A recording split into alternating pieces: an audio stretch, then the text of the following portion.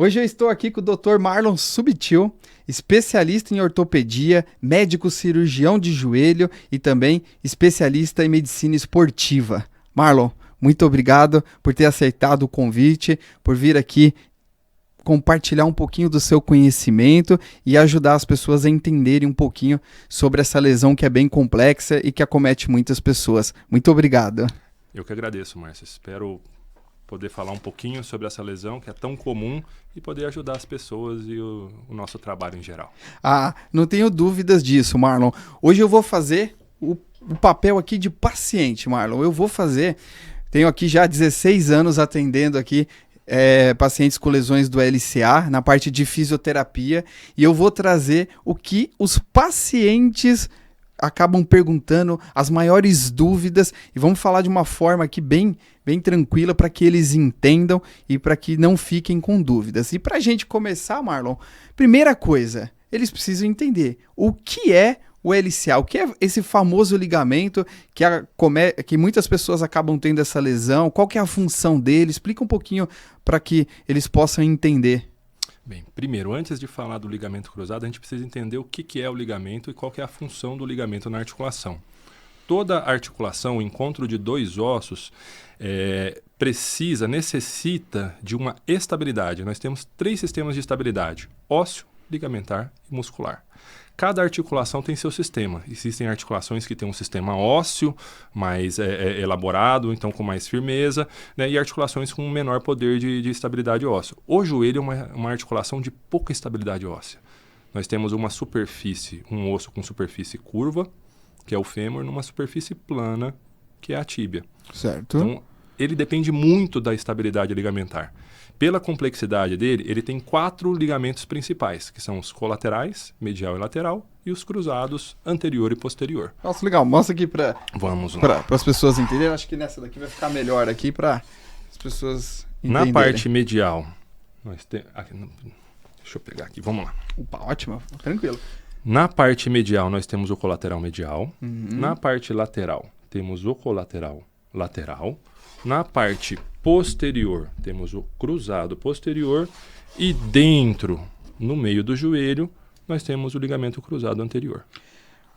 O famoso cruzado, né? Que muitas pessoas rompem. E qual que é a função dele, específica do cruzado? O cruzado, especificamente na articulação do joelho, ele tem um poder de controle de rotação e anteriorização do fêmur sobre a tíbia. Certo. E essa questão de rotação, né, isso é muito importante para o ligamento. Isso daí é um dos motivos porque as pessoas acabam sempre... O maior índice de lesões são nos esportes, né, principalmente nos esportes com rotação, futebol, esportes com queda, né, muito salto e queda. Qual que é o principal motivo e mecanismo de lesão para o LCA? O mecanismo de lesão da lesão do ligamento cruzado, ele tem a ver com esforço e proteção. O terceiro mecanismo de proteção da articulação é o muscular. Então, quando existe um descompasso entre o esforço e a proteção, você coloca o ligamento em estresse. No esporte é mais comum porque as pessoas estão em maior estresse e chance de mecanismos torsionais e lesão do joelho. O principal mecanismo torsional que leva à lesão do ligamento cruzado anterior é o mecanismo que a gente chama de valgo dinâmico. Quando o joelho ele entra e roda.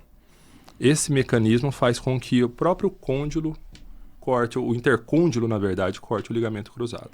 Então, na verdade, essa lesão, ela ocorre, então, na hora que o fêmur roda, ele roda excessivamente, o ligamento deveria restringir aquele movimento, só que como teve uma carga maior, aí acaba estressando, o ligamento não aguenta e ele acaba rompendo. Exatamente. Uma das coisas que as pessoas, os pacientes mais indagam a gente na clínica é: nossa, pô, Márcio, eu rompi sozinho. É isso, né? A maior índice de lesão ocorre com a pessoa, não foi um... Tem também, né? Isso ocorre, traumas, alguém deu uma pancada, isso é bem comum, mas a gente vê durante jogos de futebol, muitas vezes a pessoa tá correndo e do nada levanta a perna. Muito importante isso. traumas, em geral, trazem lesão de ligamento cruzado também, mas geralmente vem lesões mais complexas, com outros ligamentos, cápsula articular, menisco, né? O ligamento cruzado puro, ele normalmente é um mecanismo solo. Então, no futebol, mudança de direção, drible, esportes de salto na queda. E no paciente sedentário, muitas vezes o fato de levantar de um sofá ou buscar um terreno, um buraco, ele pode fazer a lesão do ligamento cruzado também. Isso acontece até em pessoas mais velhas, né? Às vezes já peguei pacientes que mais velhos, assim, até senhoras acima de 60 anos que foram descer do ônibus e acabaram rompendo, né? Porque normalmente, veja se tá certo, né? Então, só para vocês entenderem, então aqui é a parte de fora do joelho. Tá? Então aqui é a fíbula e aqui é a parte de dentro do joelho. Normalmente na hora que a pessoa vai pisar, ela vai entrar, né, pro valgo. Então aí o joelho roda, certo? Ele vai flexionar e aí ele acaba fazendo o bocejo, né? Ele abre aqui, né? Exatamente. E aí na hora que faz esse bocejo que ploque. Normalmente o paciente, nossa, eu escutei um estalo, né? É aí que acontece a lesão, certo? Exatamente. E mais do que a idade, aqui é o fator de proteção muscular. Né? Certo. A musculatura é muito importante em todo mundo. Todas as pessoas deveriam fazer um trabalho muscular. Óbvio que a gente pensa muito no trabalho muscular do atleta, como alto desempenho, mas a proteção articular como um todo, como geral, do dia a dia, é o principal. Nossa, isso é muito importante, né? Porque normalmente os pacientes chegam, não só de lesão de LCA, mas outros problemas do joelho, mas eles querem a pílula mágica, né? Eles não entendem a importância do músculo, né? Porque você precisa entender que o músculo está ligado no tendão, certo? E o tendão vai ligar no osso. E o que acontece? Quem é que gera movimento? É o músculo. Na hora que o seu músculo contrai, ele vai tracionar o tendão. Aqui, no caso, tem a patela, que é uma polia para potencializar a função do músculo da coxa, e aí que ele gera o movimento. Só que se o músculo e o movimento estiver errado, o músculo estiver fraco, vai passar sobrecarga, né? Então isso é uma questão. Lógico que aí as pessoas podem falar, mas e por que um jogador de futebol, alguém de alta performance que tem muita musculatura lesiona? Porque aí aí muda, já é uma sequência de alto impacto, né? Porque foi muita carga, né? Várias razões, né? Mesmo fadiga. Por isso que eles falam muito em tempo adequado de repouso para o atleta profissional, porque se ele não tem um tempo adequado de repouso, isso vai afetar a musculatura, vai fadigar e vai aumentar o risco de lesão. O risco de lesão no atleta profissional tem muito a ver com a falta de competência muscular adequada para o esforço também. Certo. Além disso, o trabalho muscular adequado. Quando a gente fala do joelho, não é consenso comum que a principal musculatura protetora do joelho não está em volta do joelho, está no quadril. Certo. O trabalho de fortalecimento de pelve, de glúteo, de core, é o trabalho mais importante para a estabilidade do joelho. É o que vai evitar o principal mecanismo de lesão de ligamento cruzado, que é o valgo dinâmico. Certo. E por que isso é importante que o Dr. Marlon está explicando aqui para nós? Lembra que ele explicou desse movimento de rotação? Essa rotação não é o joelho que faz, isso daqui é uma rotação do fêmur. Então quem controla os movimentos de rotação são os músculos do quadril. Então eles dão, nesse plano de rotação, eles dão a estabilidade para o joelho. Então por isso que mecanicamente essa é a importância do quadril. Isso é bem interessante. Marlon, a gente tem aqui duas imagens da lesão do ligamento cruzado. Uma imagem de ressonância. Essa aqui é uma imagem do ligamento íntegro. Certo? Exato. Explica um pouquinho para a pessoa entender. Nós temos o osso do fêmur, osso da tíbia. O ligamento cruzado, ele vem do côndilo lateral do fêmur até a porção central do platô tibial. Ele, graças a esse mecanismo de cruzar articulação, o LCP fica nesse sentido, o cruzado anterior nesse sentido. Eles são considerados ligamentos cruzados. Certo. Tem mais uma imagem aqui só para mostrar ele íntegro, né? Porque eu acho que é interessante a pessoa que está nos ouvindo ver como que ele é íntegro para entender a lesão, né? Esse é o ligamento cruzado. Certo? Aqui é um joelho bem edemaciado, né? Com bastante edema aí, né? Principalmente retropatelar. Mais uma... Pode passar para outra foto. Aqui agora nós temos uma ressonância com lesão, né, Marlon? Exato, agora... aqui tem bastante coisa, né? Tem sinais diretos e indiretos da própria lesão do ligamento cruzado. Dois sinais indiretos para quem está avaliando o exame o eixo do fêmur em relação à tíbia. Aqui existe uma anteriorização da tíbia em relação ao fêmur. Isso faz com que o ligamento cruzado posterior, que deveria ser horizontal, verticalize. Isso é um sinal indireto de lesão de ligamento cruzado anterior. O fêmur veio para frente, né? Na verdade, a tíbia vem para frente. A tíbia, né? Anterioriza. Volta uma imagem. Aqui dá para ver. Aqui, ó, a gente percebe bem. Ó, é um alinhamento, né? E lá, se a gente passar uma linha da cortical posterior do fêmur, vai estar perto da cortical posterior da tíbia. Pode adiantar aquela imagem? Isso. Ó, aqui. Volta só um pouquinho a imagem. Aqui nós temos uma imagem de lesão realmente do ligamento cruzado anterior.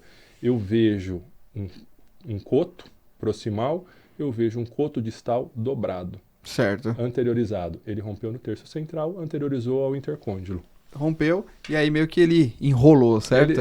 Geralmente ele pode cair, muitas vezes confunde a gente porque ele prende no próprio ligamento cruzado posterior e isso às vezes traz confusão na hora do laudo, porque a gente consegue ver o ligamento cruzado anterior, mas ele não tem função. Aí o exame físico... Ele tá só ali, escorando no LCP. Então assim, lembrando, exame complementar serve para complementar o exame físico. O mais importante é exame físico, queixa e história. Uma dúvida, até para o paciente entender. Quando ele enrola nessa lesão, o fato dele estar enrolado, pode limitar o dobrar e esticar? Principalmente extensão. Muitas vezes o paciente ele tem um bloqueio de extensão, dor à extensão por conta do coto. Certo. Interessante. Mais uma imagem aqui, mais uma lesão aqui. Esse, na verdade, parece ser uma lesão parcial. Né? A gente consegue visualizar uma banda do ligamento cruzado. Naquele primeiro lá, parece que tem a banda posterolateral tá rota. Aqui seria uma lesão parcial. Aqui uma lesão parcial. Óbvio que a gente precisaria ter um exame físico e histórico para entender também se tem estabilidade, outras coisas. Né? O exame complementar aqui está complementando só o nosso exame físico. Perfeito. Essa imagem, se você tocou na questão de lesão parcial, isso é muito importante. É uma dúvida que todo mundo chega. E aí? Toda lesão é cirúrgica? Quando que vai ser cirúrgico? O que a gente tem que levar em conta? Idade, função, é parcial, é total? Explica pra gente um pouquinho quais são os critérios para ir para cirurgia ou não. Perfeito. Voltando um pouquinho na lesão do ligamento cruzado, o ligamento cruzado ele possui duas bandas. Certo. Cada banda funciona com tensão em uma posição. Uma banda fica tensionada em extensão, outra banda fica tensionada em flexão. Quando você tem lesão do ligamento cruzado, existe uma dificuldade muito grande de cicatrização, por razões das próprias fibras do ligamento cruzado e o líquido sinovial, que envolve todo o ligamento. Quando existe lesão da bainha, líquido sinovial ele tem poder anticicatrizante. Ele não deixa cicatrizar. Ele não deixa cicatrizar? Não deixa cicatrizar. Isso é uma proteção da articulação, porque qualquer tipo de trauma, uso em excesso, pode gerar um processo inflamatório e uma rigidez articular. O líquido sinovial protege contra isso. Então, essa é uma peculiaridade. Por que a maioria das lesões de ligamento cruzado acabam sendo cirúrgicas? Entendo. Também. E quando não operar? Depende. Depende da história de como é que foi a lesão, depende da instabilidade da queixa do paciente e depende do exame físico. Você tem uma história de não foi um entorse muito intenso, não teve aquele edema muito exacerbado, um edema fugaz. Você pega um paciente que às vezes tem uma instabilidade em uma posição ou outra, dependendo da função, da idade de que se apresenta, com uma imagem dessa de lesão parcial, a gente pode e deve tentar o tratamento conservador.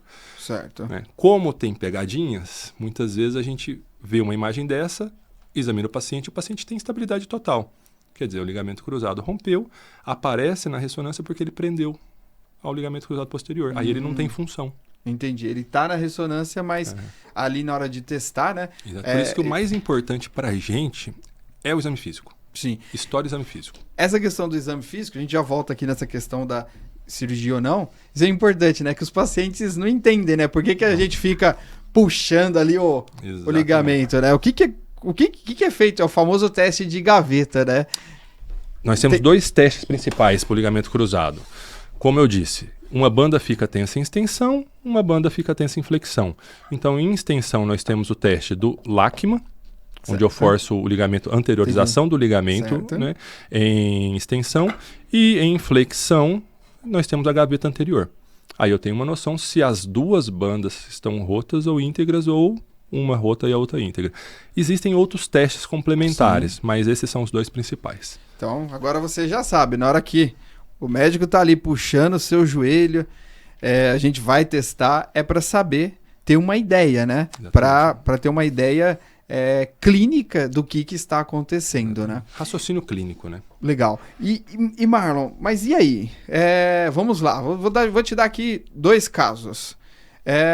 Um paciente jovem, ativo, que joga futebol, que faz musculação, crossfit, teve uma lesão do LCA. Ele tem um falseio, tá ali incomodando. Esse caso, o que você acha?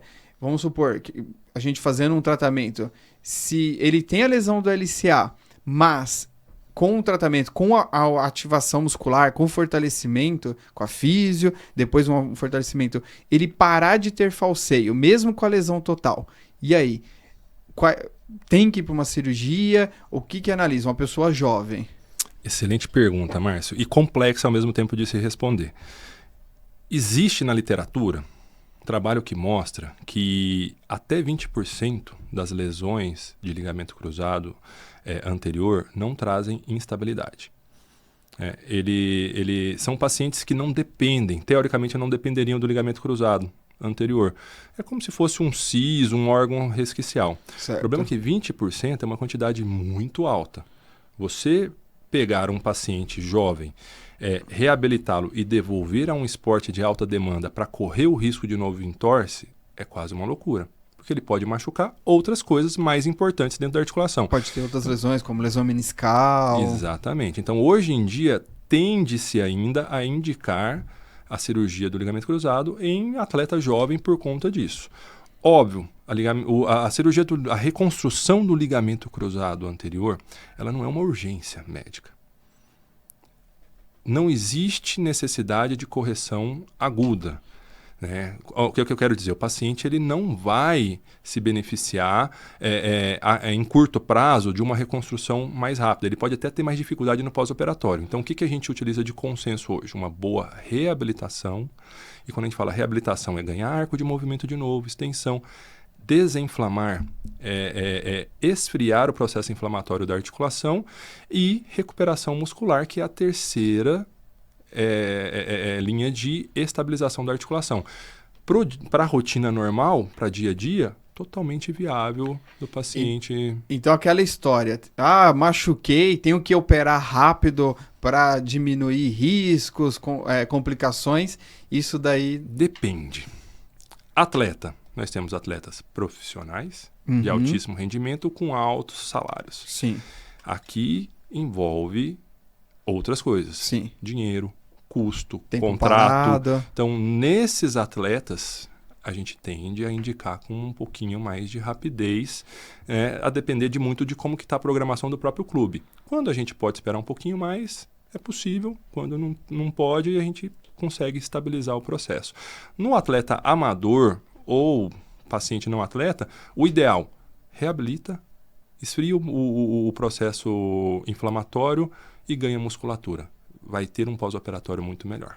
Certo. Então é interessante fazer isso. Já a gente vai entrar nessa questão de pré-operatório. Mas antes ainda quero fazer a última pergunta em relação a isso. Então, vamos lá. Aquela minha paciente, senhora, do lar, entre 60 e 70 anos, foi descer do ônibus, torceu o joelho e rompeu o LCA. E aí, cirúrgico ou não? Qual que é o cenário? Como tudo em medicina, a gente sempre começa a resposta por depende. Depende, né? Você vai reabilitar essa paciente, vai tirar o processo inflamatório dela, ganhar arco de movimento, força muscular, e durante esse processo a gente vai avaliar. É uma instabilidade grosseira, a paciente não consegue desenvolver nem a vida diária dela, ela não é uma paciente de alta demanda. Então, se ela não consegue desenvolver atividade diária, a gente precisa dar um suporte para ela. Vai para a reconstrução. É muito raro em pacientes mais idosos. Agora, se não tem instabilidade, não é uma paciente de alta demanda, a gente tende a tratar conservador e vai super bem. Acho que um dos grandes sintomas, até para as pessoas que estão nos ouvindo entenderem, o maior sintoma e o mais complicado da lesão do LCA é o falseio, né? Fase aguda, sim. Falseio, fase aguda, né? é o falseio. Esse falseio, ele tem duas resultantes muito fortes. Primeiro, incapacidade de atividade de alta demanda. Se o joelho está rodando, se o joelho está frouxo, ele não vai conseguir desempenhar demanda. Muitas vezes subir escada, andar, girar, sim, olhar para trás, quanto menos fazer atividade física ou esportiva, né? Outra vertente é ao longo do tempo. Falseio ao longo do tempo, instabilidade ao longo do tempo, vai levar ao quê? A aceleração do processo degenerativo articular. Paciente jovem, 20 anos, 50, 60 anos pela frente, a articulação que vai se acabar. Vai estar com artrose. Vai estar com uma artrose. Normalmente, os trabalhos falam que em 10 anos você já tem um processo degenerativo bem instalado. O próprio processo degenerativo muitas vezes corrige a instabilidade. Crescimento de osteófito, bico de papagaio. Sim. Isso vai dar uma melhorada. É o corpo tentando ajustar a instabilidade. Só que limitação física, dor e vários outros sintomas incapacitantes. Sim. Quando é no paciente mais velho, muitas vezes a gente não preocupa já com isso. O paciente já tem uma artrose, e por isso muitas vezes ele não tem estabilidade na lesão do ligamento cruzado, ele já tem o processo degenerativo instalado, então aqui a gente pode avaliar com mais calma. Já tem uma estrutura óssea ali que já está... Ela já sofreu muito com a instabilidade, né? Até para vocês entenderem o que é essa instabilidade, né? Como o Marlon explicou, o joelho, ele, na hora que você dobra, ele não só faz isso, né? Então, você vai dobrar, ele rola, ele desliza, tem a rotação, então tem muitos movimentos. E aí acaba tendo o cisalhamento, né? Ele acaba tendo muita movimento. E isso daí é uma coisa que acaba complicando e gerando estresse na articulação. E o falseio, acho que isso é importante, quem está nos ouvindo aqui entender, o falseio é aquela coisa, vou até levantar aqui, você está indo, né? Às vezes vai levantar, do nada vai levantar e joga um peso numa perna só e a perna falha. Vai sair de um carro e a perna falha. Então, isso é um fator determinante. Se me permite, Márcio, só explicando.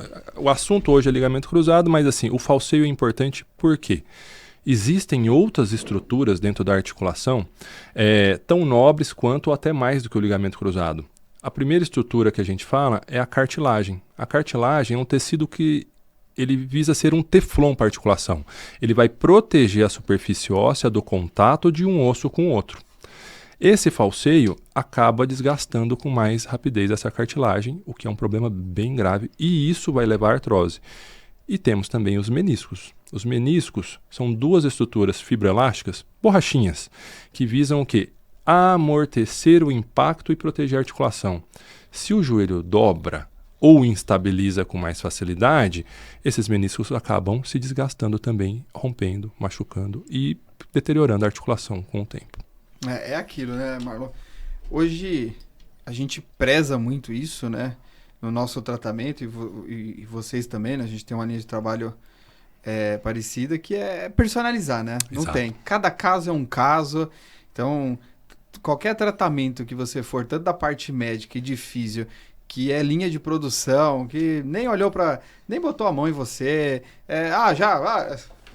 vamos lá, faz os exames, vamos operar, ou faz aquela fisioterapia com choquinho. Linha de produção e receita de bolo é bom para carro, para eletrodoméstico, para bolo, que é tudo igual. Ser humano são todos diferentes. Sim. Raças diferentes, sexos diferentes, anatomias diferentes, fisiologias diferentes, tipo tecidual diferente, tipo de colágeno diferente. Se a gente não tentar individualizar ao máximo o tratamento, pode ser que a gente cometa erros no meio do caminho. Sim. Com muito boa intenção, mesmo assim a gente pode cometer erros. E a gente já tocou nesse assunto, mas eu acho isso muito importante, que para nós fisioterapeutas, quando a gente vai reabilitar um pós-operatório de LCA, a gente vai falar bastante sobre isso ainda. Mas o que a gente vê que faz muita diferença é o pré-operatório. Total. Você indica o pré-operatório na maior parte dos seus pacientes? Como que você faz? Independente do paciente. Entorse de joelho, entorse ligamentar, entorse de qualquer articulação. Antes mesmo de ter um diagnóstico definido, já iniciar um trabalho de reabilitação. O trabalho de reabilitação vai esfriar a articulação, vai trazer uma melhora da dor, vai diminuir o processo inflamatório, vai melhorar a mobilidade. A articulação precisa de mobilidade para a nutrição da cartilagem, senão a cartilagem deteriora mais rápido. Recuperação muscular, tônus, ativação. Toda vez que uma articulação ela é lesada, ela incha, ela inflama, existe uma inibição reflexa da musculatura. O músculo para de funcionar. Sim. Músculo que não funciona, em pouquíssimo tempo se degrada. Existe uma compensação. O organismo não está usando, eu vou consumir. Sim. E isso lá na frente pode trazer uma repercussão. Então, fisioterapia, mesmo profissional, machucou, já começa. Perfeito. Isso é importantíssimo. A gente, quando chega um pré-operatório, é aquilo. Ele vai chegar com o joelho edemaciado, né? Aquele joelho bem inchado, muitas vezes com limitação de movimento. E a gente faz todo esse trabalho. E a musculatura desliga, né? O músculo, quando o paciente tem uma lesão, as pessoas precisam entender isso, que o próprio cérebro, ele vai lá e desliga o músculo, né? Ele entende aquilo como agressão, que é a inibição artrogênica, ele desliga, e aí é aquilo que a gente falou ali atrás, quem é que protege a articulação? É músculo, né? A gente está falando isso aqui já há um tempo aqui, desde o começo, musculatura.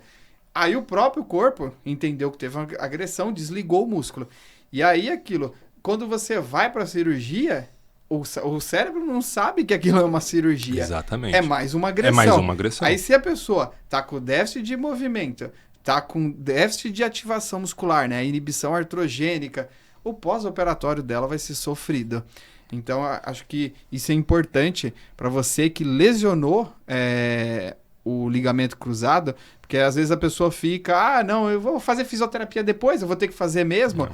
Mas não, o seu pós-operatório, isso tem estudos mostrando que pessoas que fazem o pré-operatório, você vai ter um pós-operatório mais tranquilo. Então isso é muito importante, fazer o pré-operatório. Eu costumo, Márcio, exemplificar para os meus pacientes o que acontece.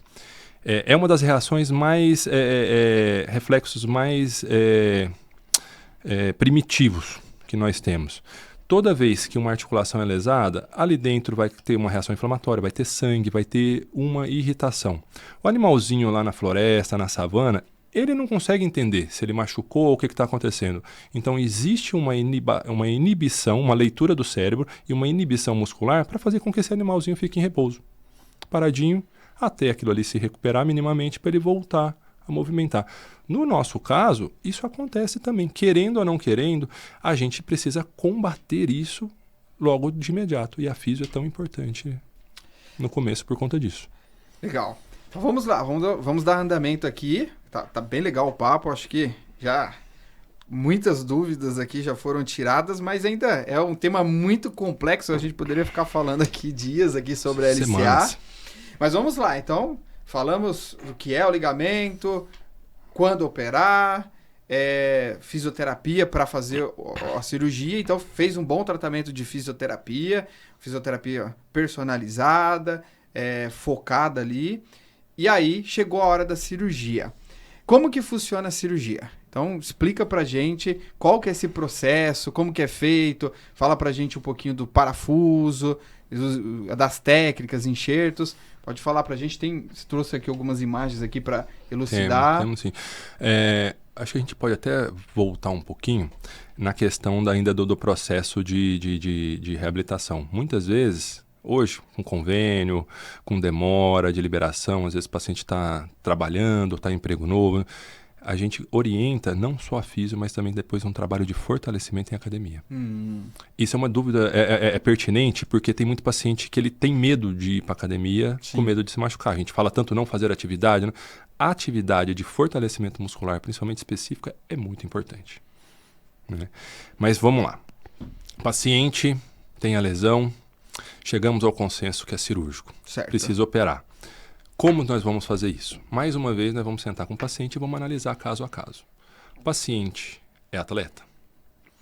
Paciente, que tipo de esporte realiza? É um paciente de alta demanda? Baixa demanda? Porque a primeira coisa que a gente vai ter que decidir numa indicação cirúrgica é qual tipo de enxerto nós vamos utilizar. Cada tipo de enxerto tem sua dificuldade e tem seu benefício. Certo. Né? É muito conhecido, acho que é o mais conhecido no meio em geral, é o enxerto do tendão patelar. Certo. Né? Mostra aqui pra gente, Tendão as pessoas patelar, entenderem onde que tira o enxerto. Você até pode riscar aí, não tem problema. Acho que até riscado aí já. Esse joelho, ele tá um pouquinho lesionado já, mas aqui dá pra perceber bem. Vou mandar lá pra você pra fazer uma cirurgia nele. Aqui vai ser bom. Nós temos aqui o tendão do quadríceps, patela, e isso daqui é um ligamento patelar. Ele liga a patela ao fêmur e é responsável pela articulação anterior. Por que ele é um enxerto tão bom? Além de forte, quando a gente retira esse terço central do tendão patelar, nós tiramos com um fragmentozinho de osso da patela e um fragmentozinho de osso da tíbia. Isso vai facilitar o processo de cicatrização. Porque, como nós vamos ver daqui a pouco, para fazer o ligamento eu preciso fazer um túnel. Certo. Esse ligamento está lá no centro do joelho. Eu preciso sair exatamente na posição que ele se encontra. Hoje, as técnicas são anatômicas. Então, a gente sai na origem e na inserção do ligamento.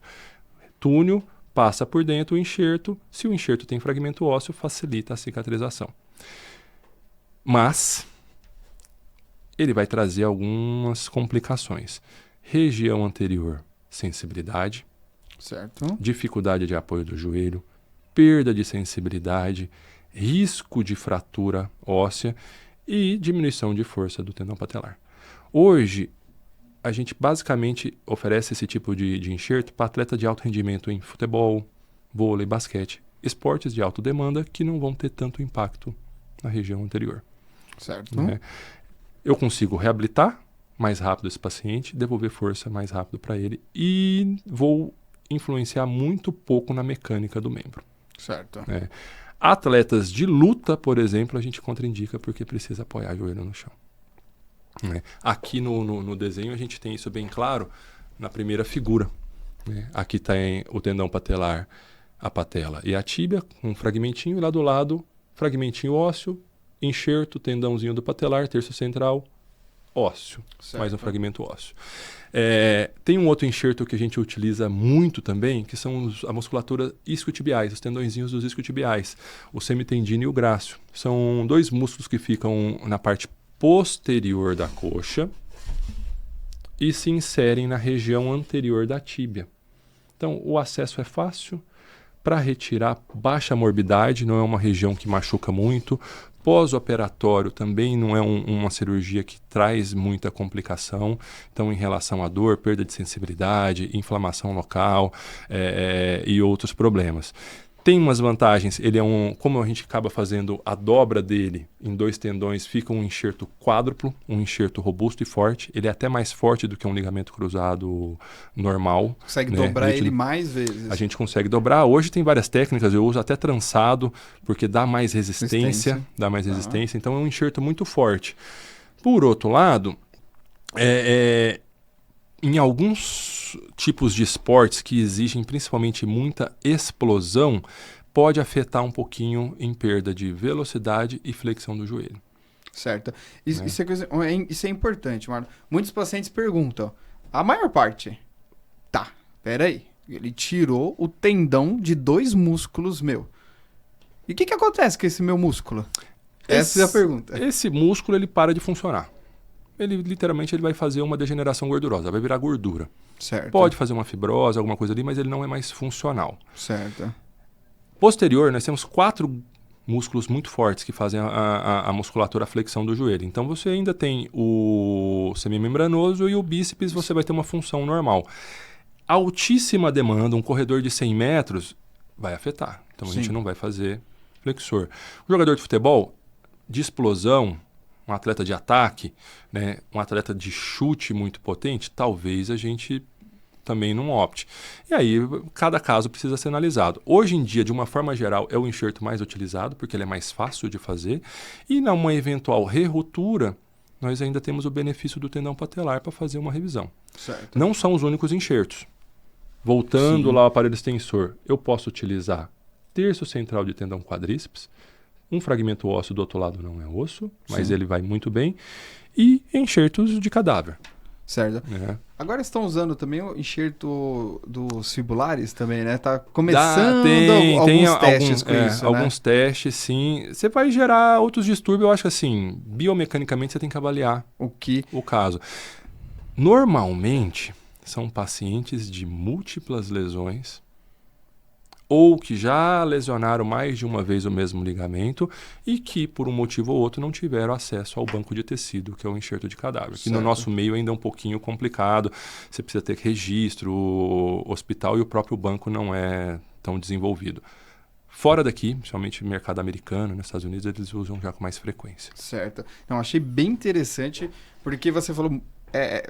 É muito personalizado, né? Achei muito legal que você falou, o jogador de futebol. Pera aí, mas o que ele é? Ele é o jogador de explosão, ele é o jogador que joga mais centralizado ali. Um exemplo, jogador de futebol, goleiro. Você vai fazer patelar? Reflexiona muito. Não. Talvez não. Talvez a chance dele ter dor no joelho. Se ele já tiver uma condropatia, uma tendinite patelar. Então, são vários fatores que você precisa levar em consideração. Nossa, bem interessante isso. Então, tudo bem. Vamos lá, decidiu cirurgia, decidiu enxerto, já sabemos. E aí, como que você fixa esse enxerto? O que você usa? Os pacientes falam, pô, eu não vou passar mais na... É pino, é titânio, eu não vou passar mais na... Já teve paciente que perguntou, eu não vou passar mais na porta do... Vou apitar no aeroporto? Na porta no aeroporto, na porta do banco. Como que é feita? Acho que a gente tem uma imagem aqui mais pra frente. Acho que tem algumas imagens aí. O sistema de fixação, ele vem... Aqui uma lesão, né? Mostrando, exemplificando, né? A lesão do cruzado. Pode passar, acho que tem mais. Aqui. Que legal. Tá exemplificando exatamente o que eu tinha falado anteriormente dos túneos ósseos, né? Para poder passar o ligamento e ele ficar na sua posição nativa, eu preciso sair no meio da articulação. Então nós fazemos túneos ósseos e o novo enxerto vai entrar por dentro, posicionar na posição e sair no outro osso. Para isso, eu preciso travar esse ligamento, esse novo enxerto, com uma força considerável até ele cicatrizar e virar um ligamento. Sim. Aqui, só para o paciente entender, porque ele tem aquela cicatriz que é um pouquinho maior na parte medial, né? E dessa área medial sai o túnel e também sai o enxerto, né? Tudo ali, primeira coisa que a gente faz é a retirada do enxerto. Ah. Vai perceber. Se foi tendão patelar, vai ser um corte mais próximo do tendão patelar e a gente abaixa para fazer o furo. Se for aqui os discos tibiais, vai ser um corte mais abaixo e eu subo para fazer o furo. O furo geralmente vai estar no meio do caminho. Por isso que às vezes o paciente perde um pouco de ser... Como manipula muito essa região de dentro ali do joelho, por isso que às vezes fica com uma alteraçãozinha de sensibilidade? Junto com os tendões flexores passa o nervo safeno. No canal adutor, o nervo safeno é responsável pela sensibilidade anterior do joelho e anteromedial da perna. No acesso cirúrgico, isso é uma coisa que eu sempre falo para o paciente porque é muito importante para ele entender. Eu preciso cortar a pele. Ao cortar a pele tem nervos sensitivos que dão a sensibilidade. Nem sempre eu consigo preservar esses nervos, na maioria das vezes não é possível. Tem locais que tem menos repercussão, mas nesse caso, normalmente o nervo safeno que passa ali é sacrificado. E é por isso que existe uma perda de sensibilidade. Certo. Que muitas vezes nesse nervo forma um neuroma, além da perda de sensibilidade, você ainda tem dor local. Nossa, que é um outro problema. Que aí gera um outro problema. Isso justifica. É a minoria que acaba evoluindo com isso, né? Mas alguns têm. Sempre vai ter alguma coisa. Saber, é importante. E pode passar aqui a imagem, acho que tem mais algumas imagens aqui pra gente ver. Aqui legal. Aqui é só exemplificando na cirurgia que é feita toda a parte interna por vídeo. Né? 2 cortezinhos, um lateral e um medial no joelho, onde nós introduzimos uma ótica para visualização e um instrumental para manipulação. Então, essa é a famosa artroscopia. né? Certo. Hoje não se faz mais ligamento via aberta, ligamento cruzado anterior, né? Até porque é uma estrutura muito pequena. Fazer via aberta é complicado, é difícil e a gente acaba lesando mais estruturas. Certo.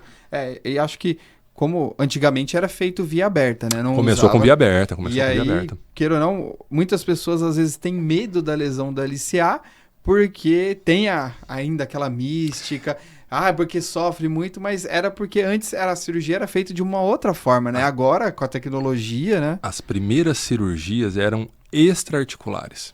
Não se tinha acesso, não se conseguia manipular e não se entendia tão bem o espaço interarticular.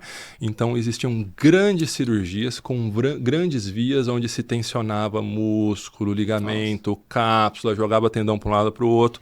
E essas eram quase que exclusivamente cirurgias de partes moles, elas precisavam de um tempo muito longo para cicatrização. Muitas vezes o paciente ficava 3, 4 meses no gesso. Nossa. O Zico tem uma história interessante. Ele jogou a Copa de 86 com uma lesão de cruzado. Em 87 saiu do Brasil. Ele não operou porque ele queria jogar a Copa e sabia que a recuperação seria difícil. Em 87 ele saiu do Brasil, vai até os Estados Unidos fazer um Macintosh, que é uma reconstrução extraarticular. 4 meses de gesso. Nossa. Aí fica bem complicado isso, né? Temos mais imagem aqui, pode passar. Opa. Aqui é a passagem do enxerto, né, exemplificando por dentro do túnel e formando ali o novo ligamento cruzado. Opa, pode passar. Aqui voltou, repetiu, né? voltou. Pode passar mais um. Pode ir. Acho que voltou. Tá, sistemas de fixação. Antigamente a gente era feita a fixação em poste. Eram 2 parafusos fora do osso segurando o enxerto ou um fio que segurava o enxerto. Certo. Essa aqui já é uma evolução do poste.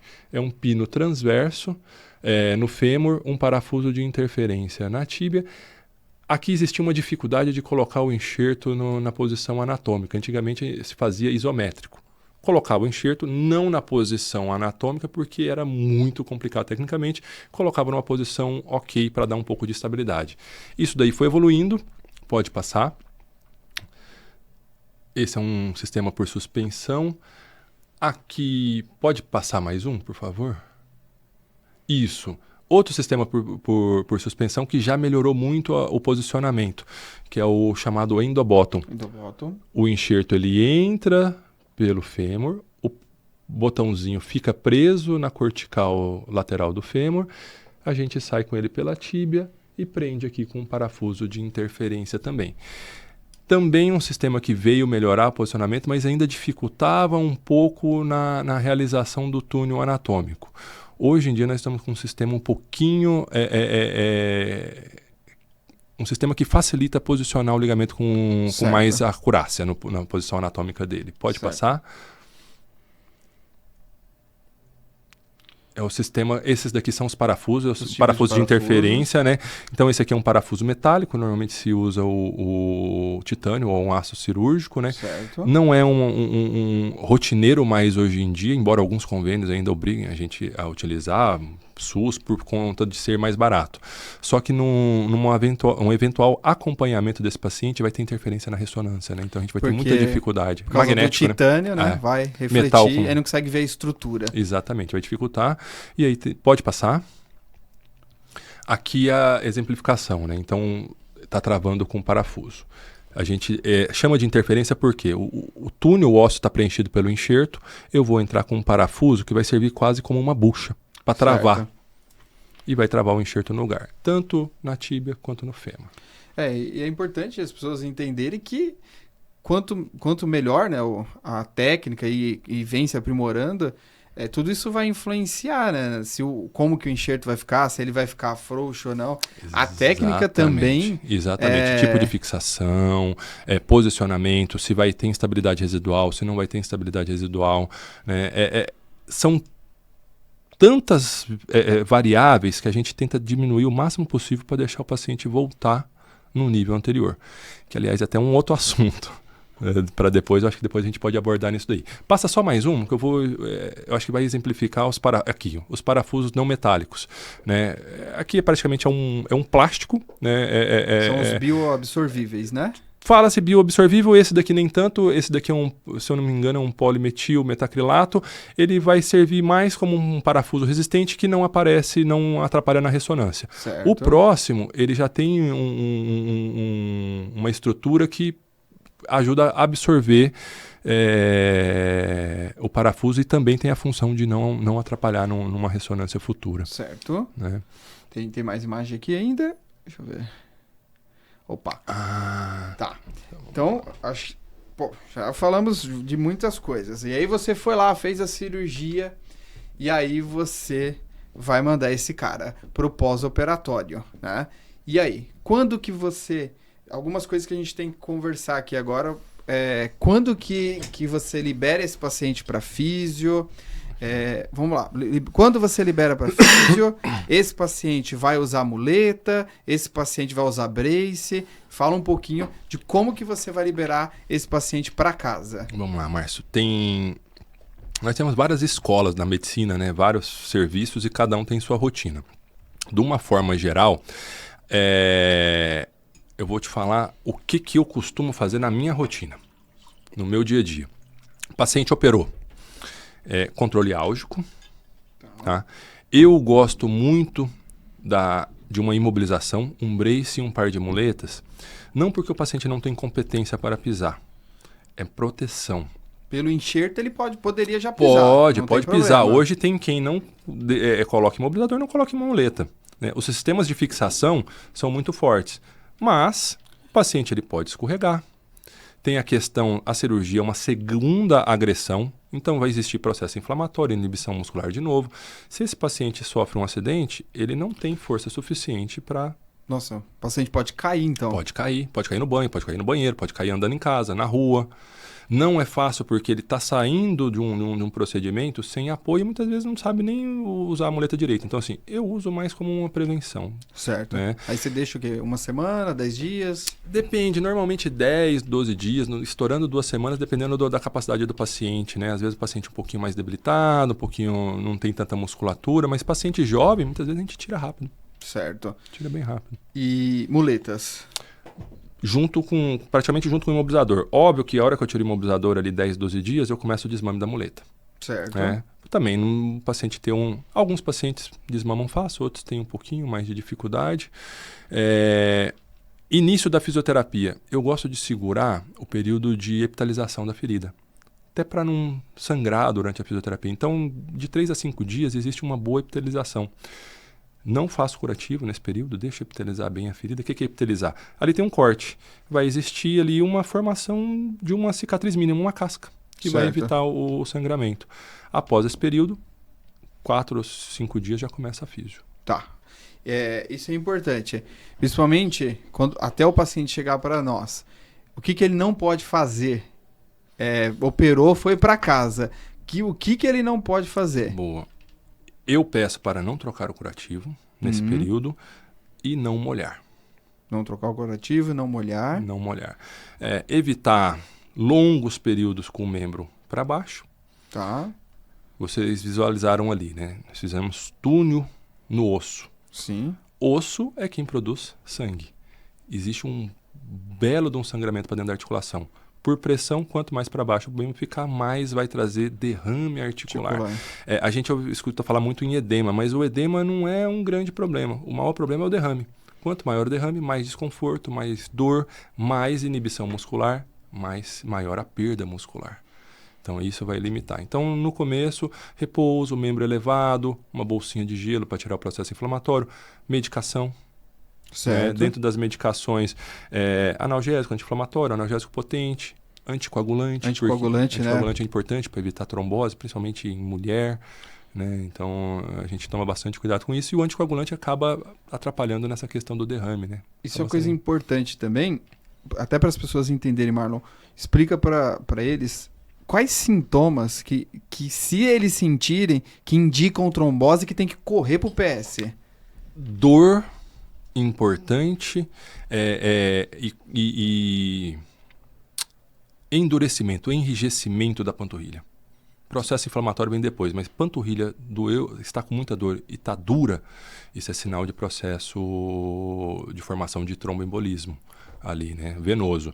O risco desse trombo se soltar e para o pulmão é muito grande, então isso é uma urgência, tem que correr para o pronto-socorro. Certo. Né? Dificilmente vai ter outros problemas, mas pós-operatório mais é isso, dor, às vezes sangramento pode trazer um pouco. Na retirada dos flexores, eu já vi casos de às vezes lesa a via safena, então ali acaba fazendo um hematoma grande, mas o que mais a gente orienta o paciente é tomar cuidado com o tromboembolismo. Para evitar, o que a gente faz? Libera o paciente pisar, andar, com proteção da muleta, com imobilizador, anticoagulante. Tá, interessante. Uma coisa importante para nós da parte da físio, que o paciente não deve fazer, também a gente conversou já antes, você também orienta, jamais, escutem aqui, jamais você vá para casa e vai ficar o dia inteiro com um travesseiro embaixo do joelho. Vai acontecer isso que tem aqui nessa imagem, certo? Esse é um caso de um paciente, muitas vezes, porque estava doendo. Vai doer, mas você não pode ficar o dia inteiro com um travesseiro embaixo do joelho. Então, vai chegar com flexo, esse inchaço é normal, né? E o paciente chega... aqui tem um vídeo também, passa o vídeo aqui pra gente. Esse aqui é um paciente pós-operatório, não foi o Marlon que operou. Aqui tem um vídeo, olha como que tá, ele não consegue esticar o joelho, então... O joelho, olha o edema em cima, isso é normal, isso é por conta da cirurgia, da inibição da musculatura, ele não consegue contrair a coxa, olha o outro músculo como contrai e esse não contrai. Então essa questão da inibição muscular, isso daí é comum, mas nunca fique com o joelho flexionado nesse começo. Eu acho que aqui cabe até uma explicação para o paciente poder entender. O joelho, como eu disse, ele tem duas posições principais de trabalho, extensão e flexão. Cápsula articular em extensão, ela está retesada. Ela encurta, ela reduz o espaço articular. A cápsula relaxa na flexão. O paciente, quando está com processo de derrame articular, excesso de pressão, formação inflamatória dentro da articulação, ele busca a flexão do joelho porque relaxa. Porque dá conforto. Sim. E aí é a pegadinha. Se ele relaxar e ficar muito tempo nessa região, lembra, processo cirúrgico, inflamação, processo cicatricial. Ele vai retesar a cápsula posterior e depois não consegue esticar. E aí, um dos grandes objetivos nossos na fisioterapia, nas primeiras semanas, a gente foca muito em acordar esse músculo da coxa, né? Aí a gente usa muito trabalho de eletroestimulação, corrente russa, fez, para ativar essa musculatura, e a gente foca muito em ganhar extensão. Exato. Porque se perder, aí não tem santo que resolva, né? Dobrar todo santo ajuda. Sim. Óbvio que tem seus limites, mas fazer extensão, normalmente a gente precisa de procedimentos. Aí tem que voltar para o centro cirúrgico, né? Gesso seriado e muitas vezes até uma artrolise e voltar para o centro cirúrgico. E aí você falou da flexão, isso é muito importante, porque assim, nossa, com quanto tempo a evolução da flexão, o que você pede? Porque normalmente, nossa, as cirurgias quando vem boa, a gente não tem dificuldade nenhuma. E a gente vê vários vídeos de fisioterapeutas espancando praticamente o paciente para dobrar o joelho, cometendo um crime contra a articulação. Às vezes o cara num pós-operatório, 1-2 semanas, e o físio matando o paciente. A clínica inteira escuta. Isso não é normal, tá, gente? Alguns casos, mas muitas exceções, quando já é um caso como o Dr. Marlon explicou, que já fibrosou, às vezes tem que ir na força, mas isso é minoria da minoria. Se o físio tá te espancando lá, você tá saindo de lá pior, isso é um problema, né? O que você orienta pro ganho de flexão depois do que você libera para físio? Quais são os objetivos tempo? Você já me conhece, que sabe que eu sempre encaminho um protocolozinho né, que a gente criou há anos atrás, para nortear o trabalho do fisioterapeuta, ele ter uma noção do que eu espero, né? Você já conhece também, sabe que aquilo ali é um norte. Sim. Às vezes está um pouquinho atrasado, às vezes um pouquinho adiantado. Eu dependo muito do quê? Da sensibilidade do fisioterapeuta. Novamente, individualizar o caso. Tem paciente que é mais sensível, tem paciente que é um pouquinho menos sensível, tem paciente que, dependendo do tipo de cirurgia ou do tamanho da lesão, a gente sabe que vai demorar um pouquinho mais. Mas, em geral, o que eu espero? Uma flexão de 90 graus de 3 a 4 semanas e uma flexão total entre 6 e 12 semanas. Terceiro mês, o ideal está dobrando tudo. Certo. Essa questão do flexionar, ela tem várias coisas que influenciam, né? Muitas vezes também o paciente que vai para a cirurgia e já foi para a cirurgia com déficit, não fez fisioterapia antes, esse vai sofrer bastante. Mas tem que tomar todo o cuidado.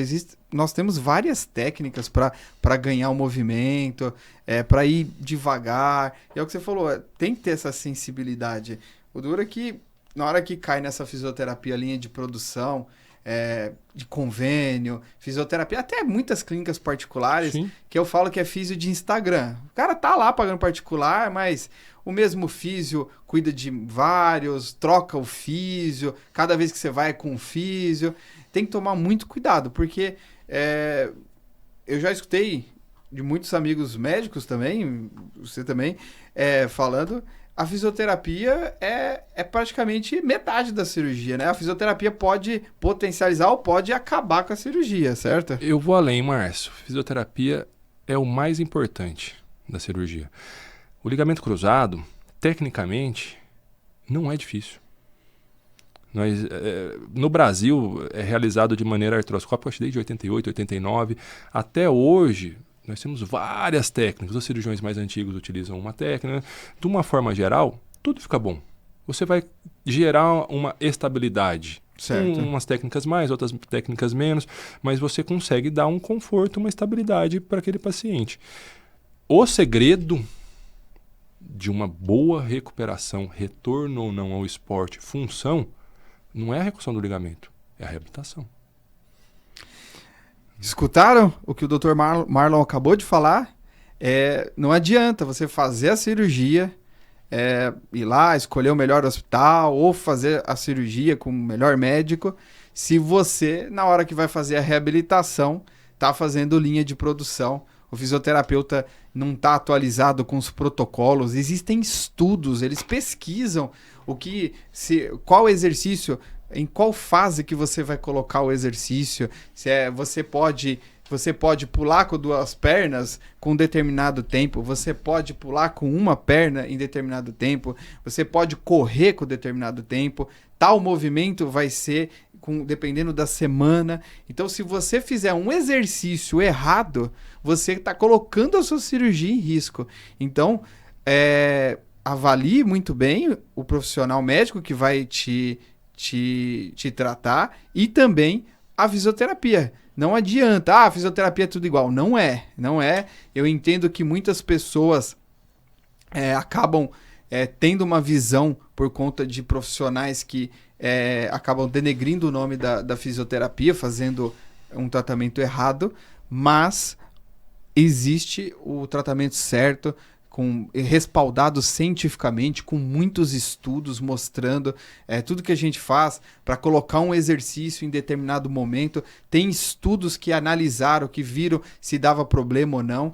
Então tem muito respaldo científico, muito estudo para isso. Então eu acho que isso é muito importante, você respaldar isso na hora que você for procurar fazer o seu pós-operatório. Acho que é importante, Marcelo, só pensando um pouquinho...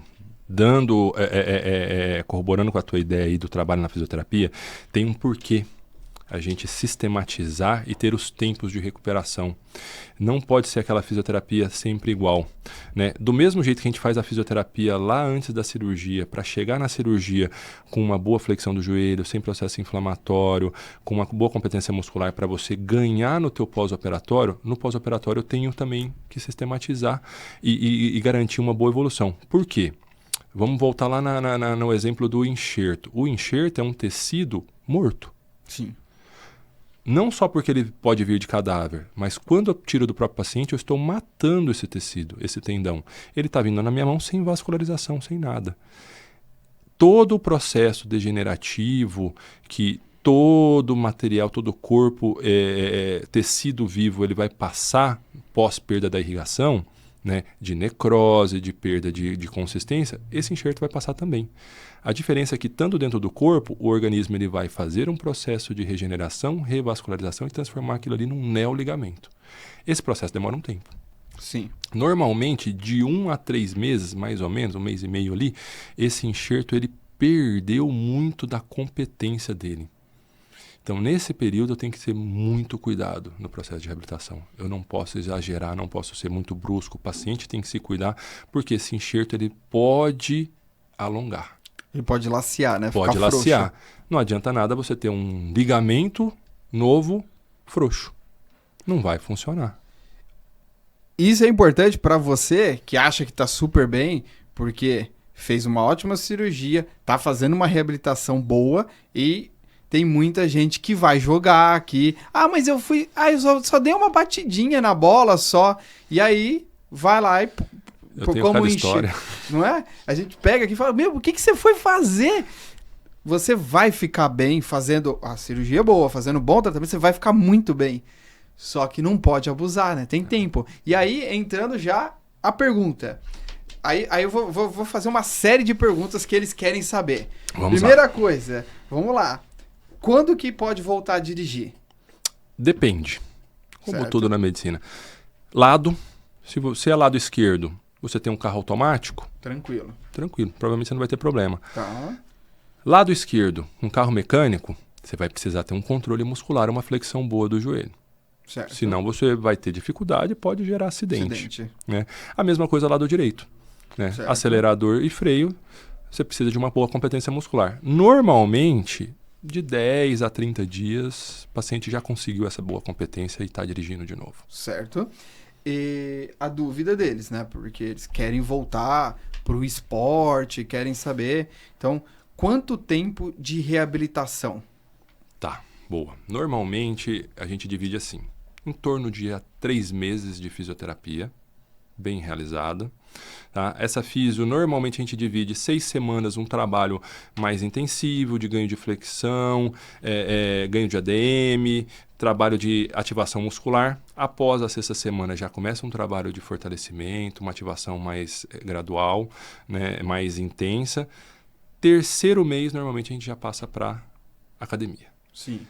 Pode fazer uma transição, normalmente ali manter uma fisio com academia, mas a partir do 4º mês aí normalmente academia mesmo para melhora do equilíbrio da força muscular. Sim. O Marlon tá falando liberar para academia, né? Porque a reabilitação a gente segue porque tem transição de gesto esportivo, tem, não é que para, porque às vezes já chega o paciente que pensa, isso é interessante. Ah, não, mas o médico me liberou para academia, tá? Ele liberou você para academia. Eu vou deixar de fazer coisas aqui para você fazer na academia para eu focar em outras coisas, porque tem fases, vamos supor, que nem rodar, fazer o pivô. Propriocepção. O pivô em cima do joelho é só no 5º mês. Então, a gente libera para academia para fazer a parte básica de mecano, de exercícios de força, para a gente focar no treinamento acessório motor, na propriocepção. Aí nós vamos focando em saltos, a gente vai focar em deslocamentos, no gesto esportivo. A academia, propriamente dito, dobrou o joelho, você consegue sentar, eu consigo te liberar para fazer o que você quiser. Você tem que fazer membro superior. Para não perder condicionamento. Exatamente, fazer glúteo. Então, 2, estourando 3 semanas, dá para voltar. 4 semanas dá para voltar para academia. Óbvio, trabalho específico do joelho, você vai começar na academia na 3ª semana. Depois que a gente tiver recuperado tudo, né? E lembrando, esse trabalho, ainda na academia, ele tem que ser monitorado pelo médico, pelo físio. Sim. Porque se você fizer exercício que ainda está em contraindicação, tipo cadeira extensora ativa, antes do 4º mês você pode alongar o ligamento e trazer problema. Sim, a gente tem, hoje não é o tema aqui, depois a gente vai fazer um sobre reabilitação, mas a gente tem ângulos de proteção para o ligamento cruzado.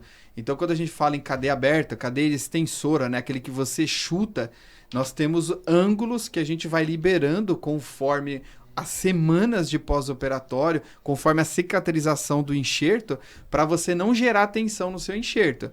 Então, a academia, ali, quando já estiver bem, ainda mais se tiver um personal para poder ajudar, não perder, o intuito é não perder condicionamento, trabalhar o membro contralateral para não perder condicionamento. E aí na físio a gente vai recuperando movimento, trabalhando edema, trabalhando a força de quadríceps, e aí a partir do terceiro, quarto mês a gente libera para você fazer isso tudo na academia com orientação, para a gente focar nos gestos, nos movimentos que tem que ser feito. E aí uma pergunta que eles sempre fazem, Marlon, mais uma, a gente já respondeu da academia, quanto tempo, em média, em quanto tempo eles vão conseguir voltar a correr? Atividade, a gente precisa analisar bem, passo a passo. Toda atividade que a gente vai liberando, a gente precisa ter uma boa competência muscular de proteção. Então, a corrida, o trotezinho, quarto mês, quinto mês, se ele tiver uma boa ativação de quadríceps, uma boa proteção, não estiver sobrecarregando muito a articulação patelofemoral, não tiver com um valgo dinâmico, dá para começar a introduzir. De forma, óbvio, gradual, pouco intensa, e conforme vai ganhando a musculatura, a gente vai acelerando essa recuperação. Legal. É importante, a gente sempre preconiza, a gente não tem o isocinético, é um aparelho bem mais complexo, difícil, é o padrão ouro, né? Você ter a avaliação de isocinético. Mas hoje ainda é controverso, né? Porque o isocinético para membro inferior, ele vai avaliar muito anterior-posterior de joelho. Isso. Eu não tenho a avaliação do quadril. Também não. Então, assim, ele faz parte de uma avaliação clínica sistemática que você vai agrupar e vai analisar. Sim. Mas hoje a gente já não usa ele como... Só ele. E aí, na clínica, o que a gente costuma fazer? A gente tem o dinamômetro manual para medir em quilogramas. E aí, para liberar na corrida, a gente procura muito esse equilíbrio. Pelo menos tá já com 80% da força comparado ao membro sadio. É o que a literatura mostra, né? Mas mais do que isso, eu falo assim, é a avaliação ali. Clínica, total. Você precisa olhar, ver. Nem todo mundo pode jogar num laboratório de biomecânica. Mas são coisas simples. Você faz um valgo dinâmico, você faz um teste da escada. Sim. Você consegue perceber se ele tem competência e proteção. Sim. Veja, não é para voltar para o esporte, é para começar a fazer trote. Para começar a preparar, né? Exatamente. A gente procura fazer isso. A gente faz a dinamometria, faz testes funcionais, as escalas, a gente tem análise do movimento na clínica, então a gente consegue fazer um teste do step down para ver se está tendo desequilíbrio de pelve, ver como está a corrida, se está usando quadril ou não. Acho que essa que é a ideia. Até porque você precisa disso depois para controlar o retorno ao gesto esportivo, né? Se ele não estiver fazendo isso, você não consegue fazer retorno ao gesto esportivo. Se estiver tendo uma queda da pelve, né? O quadril, vamos para entender, o quadril não está ativando da maneira correta, está com insuficiência, o quadríceps não está trabalhando ainda, porque a gente tem vários tipos de trabalho, né? A gente vai trabalhar primeiro isométrico, depois vai para o concêntrico, a gente tem que trabalhar o músculo excentricamente, que é quando freia o movimento, aí depois tem, quando vai indo para o gesto esportivo, tem a pliometria, que são os saltos, pular, ter força para aterrissar, então tem todo um complexo para ser feito. E aí a gente vai trabalhando isso no mínimo em 6 meses, mas hoje... Hoje tem um novo prazo aí para voltar, né? Qual o tempo certo hoje para a pessoa poder voltar com maior segurança para o esporte? Antigamente a gente baseava muito no conhecimento da neovascularização do ligamento cruzado. Tinha-se ali um conceito de que com 6 meses o ligamento estaria bem vascularizado, então teria se tornado um ligamento propriamente dito. O enxerto virou um ligamento, então ele consegue se manter vivo. Ao estresse, problemas. Essa recuperação muscular ativa para atividade esportiva nem sempre estava bem correspondido com 6 meses. Às vezes a gente usava muito esse parâmetro de 80% da força, não olhava tanto o quadril, não entendia tão bem essa biomecânica, né? É um conhecimento relativamente mais novo, 10 anos para cá, né? Então, existia esse consenso. Vou liberar a partir de 6 meses. O que começou a se entender? Muita relesão. Com 6, 7, 8 meses, paciente lesando de novo, rompendo o ligamento que acabou de fazer. Passou todo esse período de 6 meses e vai para uma nova cirurgia, com outros enxertos, com outras complicações, uma recuperação de uma revisão é pior ainda. Então, os novos trabalhos mostram que a partir de 9 meses, desde que tem uma boa recuperação muscular de quadril, de quadríceps, uma estabilidade, tenha feito o processo de transição de gesto esportivo, tem uma boa estabilidade geral, ele consegue desenvolver bem e com proteção, aí sim a gente começa a analisar a liberação do esporte. Não são 9 meses. A partir de 9 meses, né? É que nesse estudo que mudou tudo, né? Tanto que até o Dudu agora voltou, né? Com 9 meses. O Neymar nem voltou ainda.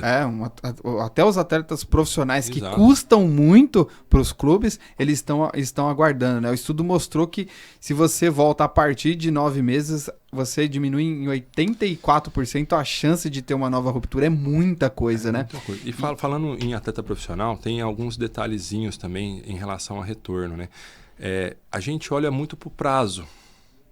6 meses, 9 meses. Você precisa avaliar a capacidade física e esportiva de desempenho daquela função. Tem atletas que demoram 1 ano e meio. Se eu não me engano, acho que o Gustavo Henrique, que está no Corinthians, ficou 1 ano e meio. Né? Outros atletas demoram mais, até 2 anos.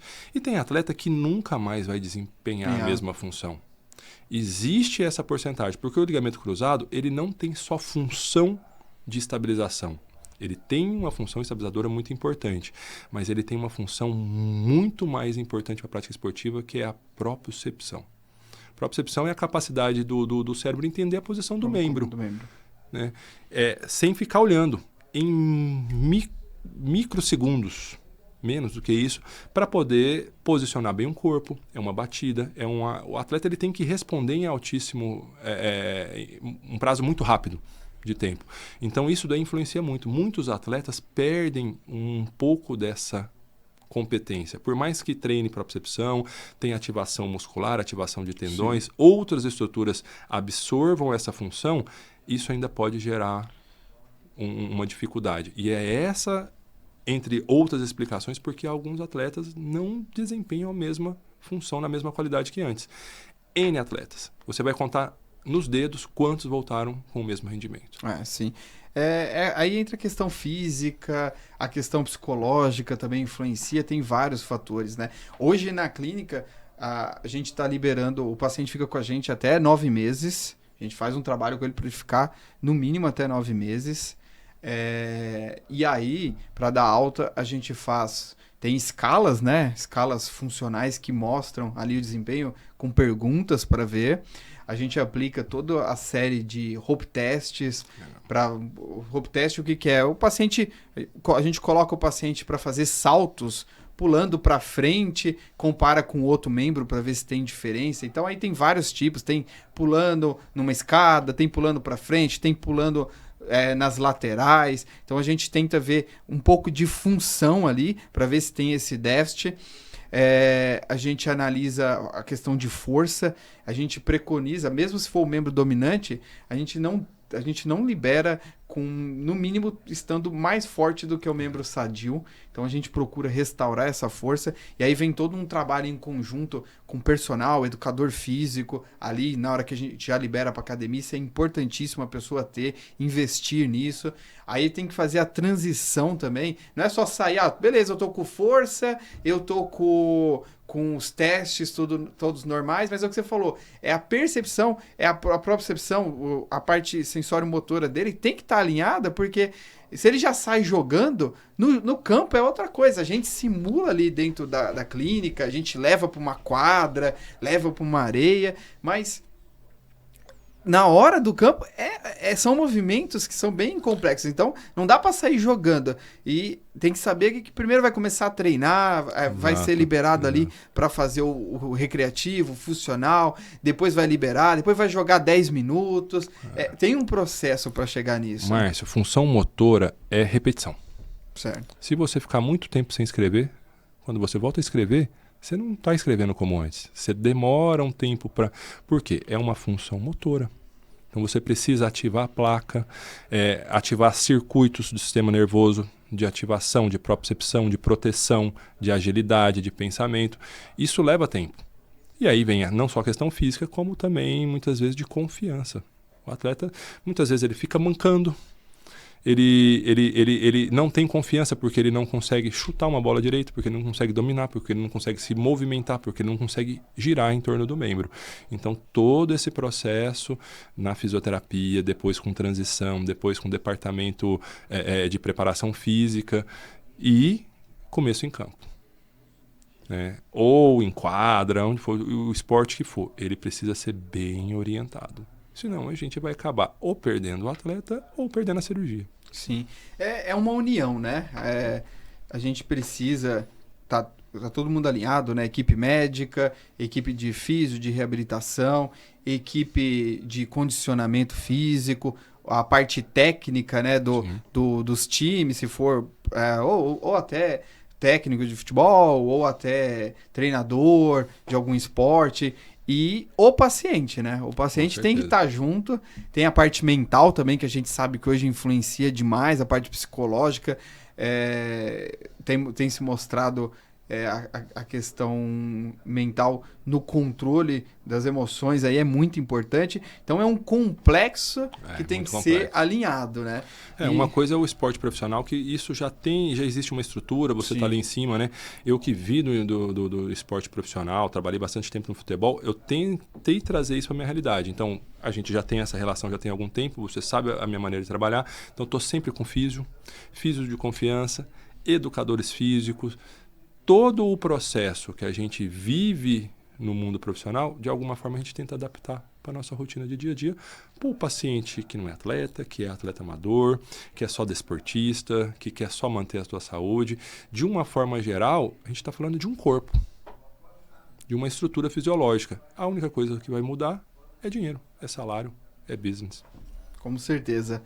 Marlon, eu queria agradecer, acho que a gente abordou muitos temas, acho que o papo ficou riquíssimo. Quem tiver com esse tipo de lesão do LCA, eu sei que às vezes, hoje a gente abordou o LCA puro, porque pode ter outras lesões associadas, né? E como você explicou lá no início, o joelho tem vários ligamentos, mas se for falar de tudo a gente não consegue. Então hoje a ideia era abordar sobre o LCA. Então eu acho que quem está sofrendo com essa lesão, aqui não tem como ficar com dúvidas. Então, eu queria agradecer a sua presença. Muito obrigado por estar compartilhando conhecimento. Tenho certeza que isso vai agregar para muitas pessoas. E espero que esse conteúdo chegue a muitas pessoas. Então, eu agradeço demais. E deixa aqui aonde que as pessoas podem te encontrar. Se tiver com lesão no joelho, onde pode passar aí com você. Pô, Márcio, eu sou suspeito para falar contigo, porque eu gosto demais de você, gosto do seu trabalho. Queria agradecer demais a oportunidade. Espero ter trazido um conteúdo não tão científico, mas que o paciente comum consiga ter acesso, entender. Falei muito do jeito que eu falo no meu dia a dia, com o meu paciente no consultório. Você me pediu isso. Sim. E falando em consultório, eu atendo todos os dias na Clínica Caorte, lá na Vila Olímpia, lá em São Paulo. Temos nosso espaço próprio, uma equipe de ortopedistas de todas as especialidades. Como o Márcio falou, atendo cirurgia do joelho, medicina do esporte. E posso ser encontrado também no meu site, marlonsubtil.com.br, e pelo Instagram, tá? dr_marlon_subtil. Perfeito. Um prazer. Prazer foi todo meu. E vamos marcar outras aí. Tem muitos assuntos pra gente conversar. Tem bastante. Obrigado, viu? Prazerzaço, velho.